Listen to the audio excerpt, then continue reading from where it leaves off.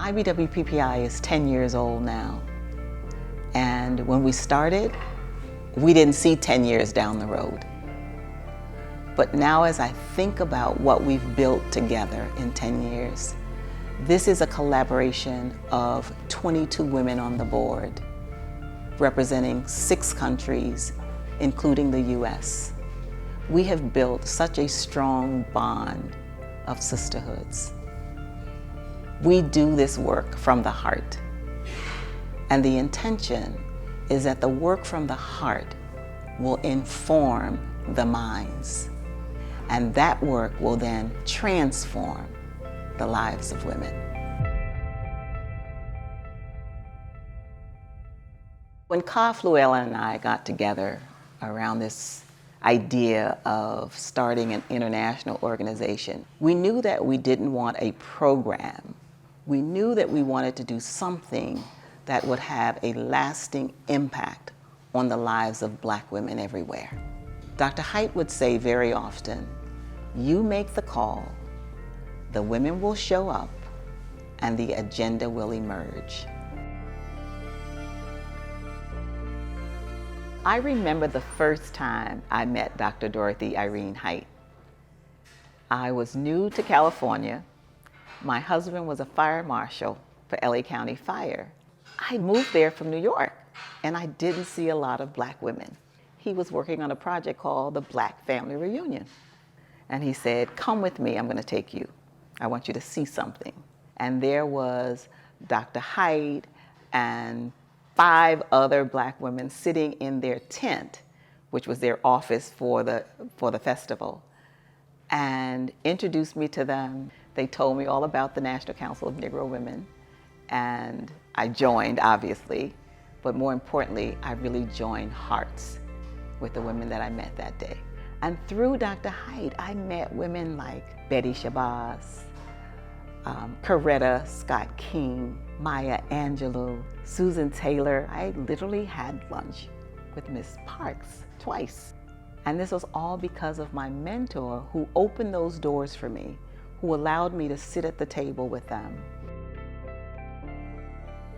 Dr. Dorothy Irene Haidt was this incredible woman who had a way of teaching you without you even knowing that you were in class. I mean, anytime you were with Dr. Haidt, you're in a master class.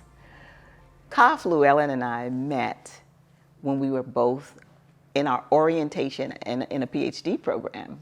I said, tell me about what you do in DC, and she told me all about the social activism work she was doing and the work she was doing with women. And I said, oh, that sounds so much like what I do with the National Council of Negro Women. And it was in that moment when we said, oh my God, Dorothy Haidt. And she was like, yes, that's my mentor. And I said, no, that's my mentor. We really compared our notes around what Dr. Haidt seemed to expect from us, the next generation of leaders. And we both were willing. We knew that our intentions about depositing into the next generation were similar. And that came from Dorothy Haidt. You know, that desire came from Dorothy Haidt. We really want to create a society of equality and freedom. We cannot compromise on our goal. We may compromise in strategy and tactic, but not on the goal. The goal has to be a free and open society where you have not just law and order, but you have equality, you have respect, dignity, and you have justice for all. I was spending the weekend with Ka, and I said to her, this would be a great time for us to think about starting a national movement of Black women who are interested in establishing their own international platform. Ka agreed, but we said, well, why don't we go up to Dr. Haidt's office and pitch it? The National Council of Negro Women was the largest international Black women's organization. But during this time, which was 2009, the organization began to close down the international work because of funding. We didn't want to see that work go away. We went to Dr. Haidt. She agreed that it was a great idea. And she said, okay, why don't you go up on the Hill, Capitol Hill, and find you a member of Congress who would support this idea. Because if you're going to do something like this, you need to be bold about it, and you need to have some power with you.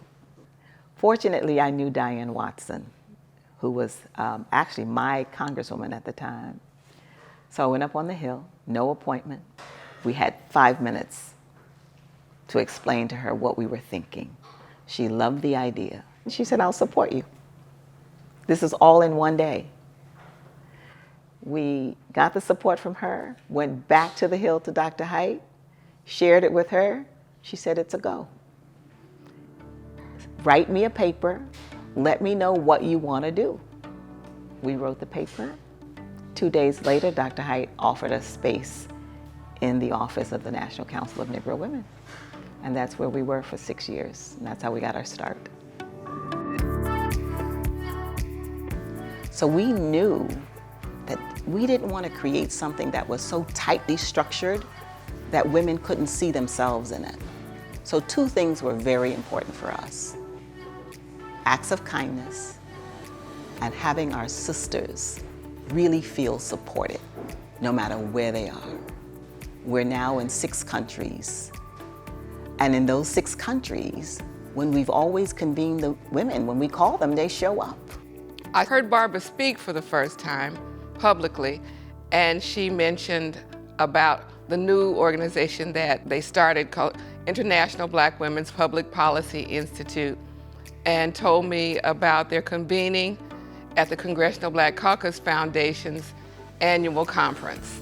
I attended the next year and was invited to become a part of it, joined it, loved the work, and eventually became its chaplain. I began being involved with IBWPPI around the topic of human trafficking.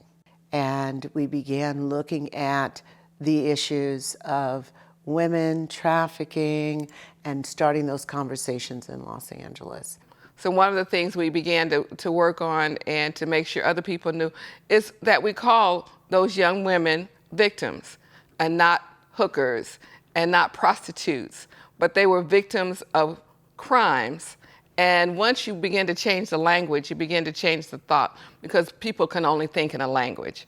So once you begin to do that, you change their attitudes, and that way we could begin to affect policy. My IBWPPI story started after I met Barbara Perkins on a cruise in the Mediterranean. I could tell she was a kindred spirit, and literally from that meeting in the airport, it was just like we knew each other for life. You know, a lot of people think that women can't get along, especially professional women, but it's not true. And this organization has helped me to see that, because I used to think the opposite. The sisterhood that we've formed in the organization is quite unique. All 22 of us have special relationships. But of course, there are a few that are even more special. Not because we like each other better, but there are some things that bring us together that are different. Kathy Say and I were brought together, and there was something about her energy that drew me to her. And we just started this friendship. You know, sometimes you just know. I sponsored her first event, which was in 2009, and I was actually diagnosed with breast cancer over the Memorial Day weekend of 2010. From the time I got the diagnosis, Barbara Perkins was there. You know, she was at my home. She never stopped, you know, coming to see me. So our relationship got stronger during that period. That was really difficult. And it was the year that IBWPPI was focusing on the disproportionate amount of Black women that suffer from cancer, all forms of cancer. So Kathy Say could not be there because she was home fighting for her life. And then, just a few years ago, 2 years to be exact, I was diagnosed with breast cancer. And Kathy was there. And when I got breast cancer, I, could not I couldn't figure out why I got breast cancer. In my mind, I was like, I don't know why this is happening to me, but I'm sure, God, you are going to make it clear to me. And so several years later, when Barbara got that diagnosis, I immediately knew, okay, that's why I got it, because I didn't have someone to step me through that whole process when I went through it. But I made sure my sister Barbara did. She was everything about me and my healing. From selecting my doctor, finding the surgeon, but it was something that we didn't even talk about. It was just an action. She and others, Kathy Say, Cynthia Hurd, and Cheryl Brownlee, all members of my board.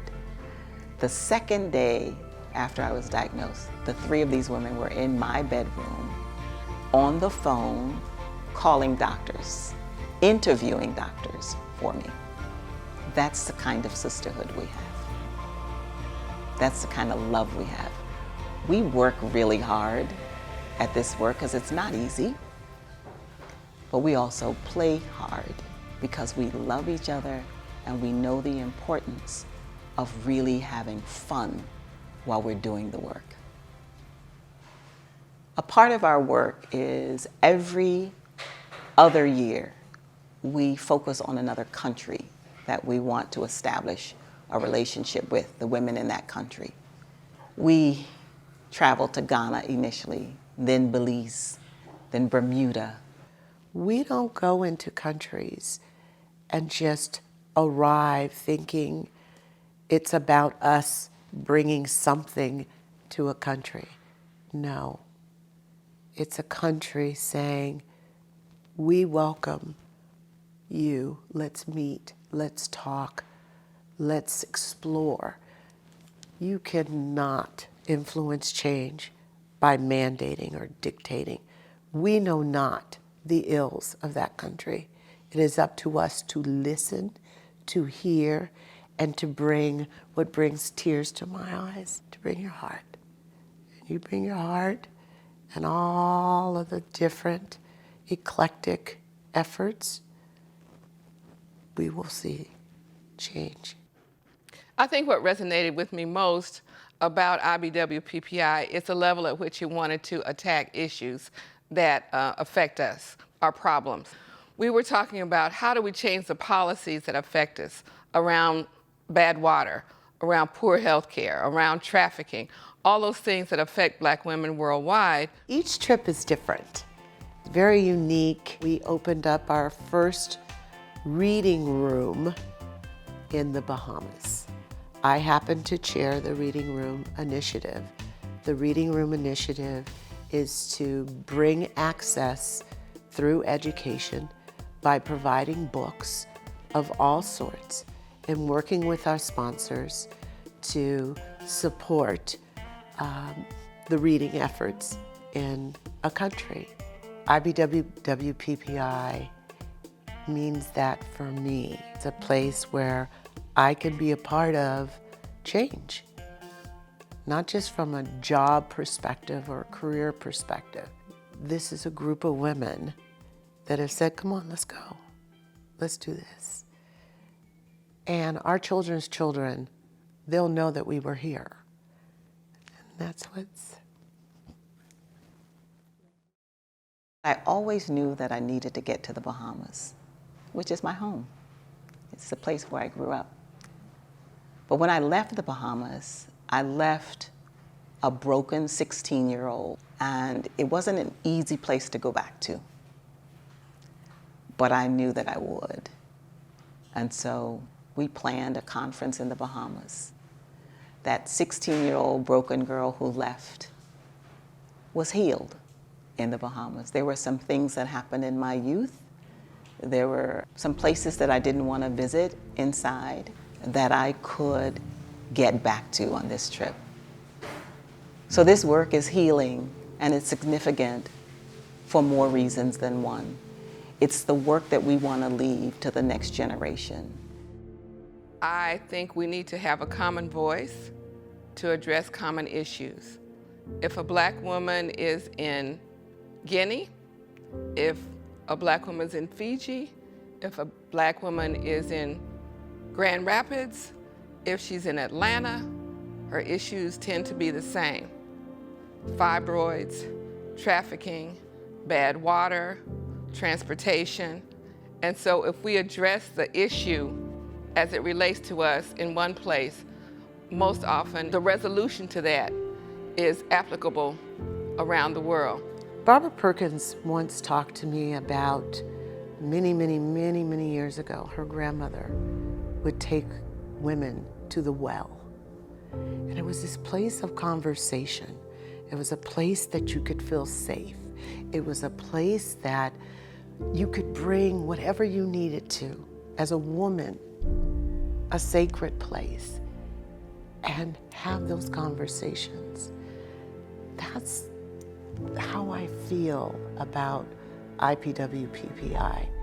It is a place where women have come together, very brilliant women, eclectic, all shades, all colors, all types of leaders, global, national. We've got it all.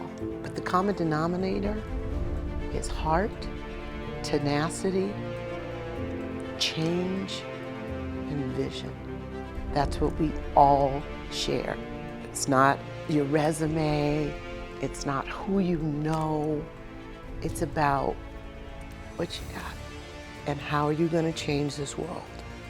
And you got to come serious and you got to come correct. In our fight to help black girls and women, we present these issues on the floor, bringing awareness through these forums so these plights won't be ignored.